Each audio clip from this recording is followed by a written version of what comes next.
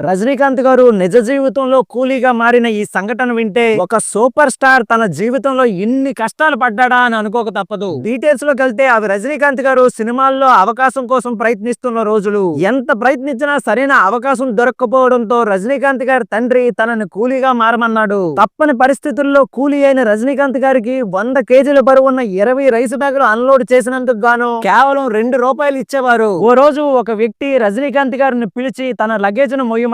అలా మోసినందుకు గాను తనకి ₹2 కూలీగా ఇచ్చాడు. అయితే ఆ వ్యక్తి ఎవరో కాదు, రజనీకాంత్ గారి ఒకప్పటి కాలేజ్ మేట్. ఆ వ్యక్తి రజనీకాంత్ గారితో, "యారా, గుర్తుపెట్టావా? కాలేజీలో ఎప్పుడు నన్ను ఆట పట్టిస్తుండేవాడివి, గుర్తుందా? రోజులు ఎప్పుడు ఒకేలా ఉండవు" అని అన్నాడు. ఆ మాట విన్న రజనీకాంత్ గారి కళ్ళు కన్నీళ్లతో నిండిపోయాయి. కట్ చేస్తే ఆ వ్యక్తి అన్న మాటల్లాగే రోజులు ఎప్పుడు ఒకేలా ఉండవు. ఒకప్పుడు కేవలం ₹2కి పనిచేసిన కూలీ ఇప్పుడు ఒక సినిమాకి 200 కోట్లను తీసుకునే స్థాయికి ఎదిగాడు.